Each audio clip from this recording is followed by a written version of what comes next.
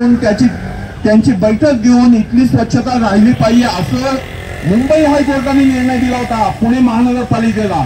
असं असतानाही त्यानंतर 2 महिन्यासाठी समिती स्थापन केली, पुढे काही झालं नाही।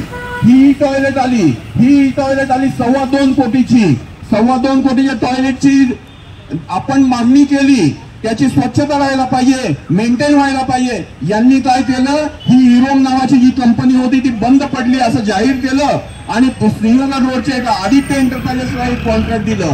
हे कॉन्ट्रॅक्ट कितीचं दिलं? 1.25 कोटीचं कॉन्ट्रॅक्ट दिलं। 2.25 कोटीची टॉयलेट आणि 1.25 कोटीचं कॉन्ट्रॅक्ट हे स्वच्छतेचं दिलं। एका टॉयलेटला 7,000 रुपये एका सीटसाठी दिले जातात। या पद्धतीचं हे बरोबर 96 लाखाचं टेंडर हे आदित्य एंटरप्राइजेसला दिलेलं आहे। त्यामुळे आपण असं म्हणतो की तुम्ही पांढरे हत्ती जोपासू नका।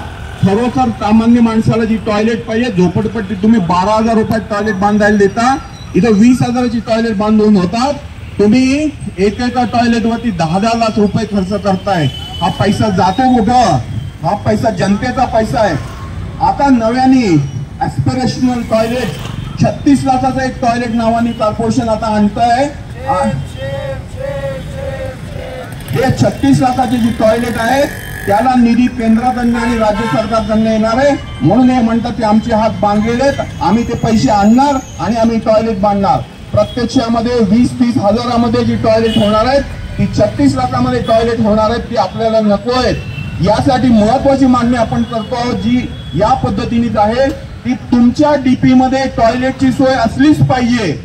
ही मागणी आपण यासाठी करतो की हे असं सांगतात की टॉयलेटसाठी डीपी मध्ये सोयच नाहीये, म्हणजे रस्त्यावरती टॉयलेट उभे करण्याची सोय दिली नसेल तर टॉयलेट कुठे उभे करणार? म्हणजे उद्या जर पुणे महानगरपालिकेमध्ये आम आदमी पार्टी जेव्हा सत्तेवर येईल तेव्हा या डीपी मध्ये प्रत्येक ठिकाणी या जनतेच्या सुविधा प्रथम असतील आणि यानंतर बिल्डरच्या सोयीचं राजकारण केलं जाईल।